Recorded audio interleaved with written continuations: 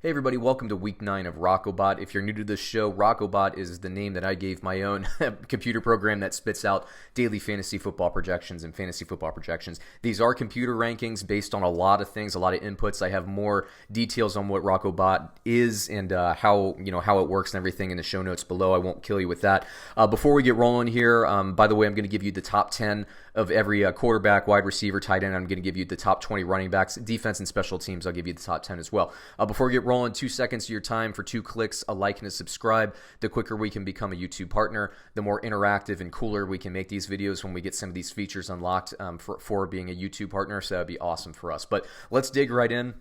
Let's just get to the quarterbacks here, and you can see in order Matt Stafford, Russell Wilson, Dak Prescott, Gardner Minshew, Deshaun Watson, Jameis Winston, Matt Moore, assuming Patrick Mahomes doesn't play, Derek Carr, Josh Allen, and Jimmy Garoppolo. He's in white because he's already played, and Jimmy Garoppolo, by the way, although I predicted him to be higher in the passing game, he did certainly exceed those expectations for me this week. I'm not going to go too far into the ins and outs of it, but what you can see is if you play daily fantasy football, I like this Detroit and Oakland game to be a high-scoring game. I think Gardner Minshew and Deshaun Watson in Jacksonville. Yes, I know they played with the first time they played in Houston. It was a 13-12 game. I think the offenses will take an uptick here. I like that game as well. Matt Moore, he's just got. I know he's playing. A really tough Minnesota defense, but I like some of the players that he has, and Minnesota, I think it's going to be hard to cover all of those weapons in Kansas City. Now let's move it, if we can, to the tight end position, and I should have George Kittle in white because he already played. He was my favorite tight end of the week. I projected him to get into two touchdowns, or I should say RoccoBot projected him to get 2 touchdowns this week. He did well. He did find the end zone. He did well in the matchup, but I was expecting more, frankly, but still had a nice game. You got Travis Kelce, Darren Waller, Evan Ingram, Hunter Henry, Darren Fells, who is still found on most people's waivers, so if you're looking for a pick up and play, you can play him. I also like Eric Ebron off the waivers this week. I also like Jacob Hollister off the waivers this week, although I will be honest with you, my projections liked Hollister last week, and he didn't really do so hot. So don't take out that second mortgage on your house and put all that equity into a daily fantasy football lineup. Buyer beware there. Hawkinson, I also project to have a good week, and Greg Olsen. So you can actually find a lot of good waiver wire scoops and plays according to RoccoBot this week. I personally have Waller, so I'm looking forward once again to that Detroit versus Oakland matchup. Let's see. Next on the list is going to be defense and special teams. I have the opponents listed out just so you want to see. In order, you have New England, and frankly, the computers love New England just because of how they've been decimating every team. I will say this, though. I think Baltimore is going to exceed expectations across the board in fantasy sports this week. I think this Baltimore offense is good. I think they will move the ball. Very interesting game on Sunday night between New England and Baltimore. San Francisco, again, they already played. Arizona scored 25 points, so frankly, San Francisco didn't meet my expectations this week. Good for Arizona for doing as well as they did. That late touchdown killed the cover too. I bet on San Francisco, so that's unfortunate for me, but so it goes. You had the Jets against Miami. I'm apprehensive about playing the Jets personally. Even though Miami is winless at this point, I think Miami's due. They're playing better and better. Yeah, I know they're devoid of talent in a lot of positions, but I'm not betting the farm on the Jets this week. I wouldn't start hit them in my fantasy league. I just disagree with it. Buffalo, I love. Frankly, I think they could exceed these expectations. Carolina, Pittsburgh, who always gets sacks and turnovers. Philadelphia, Chicago.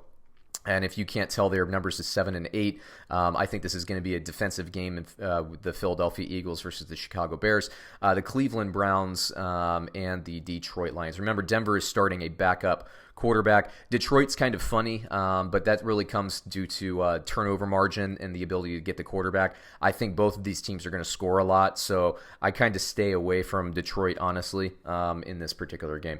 Now let's move it over to wide receivers. By the way, just a quick reminder, everybody, once again, please like and subscribe to this video. We appreciate it. The computer projections 1 through 10 for the wide receivers. In order, you have Amari Cooper, Tyreek Hill. Yes, I know he has a backup quarterback throwing to him.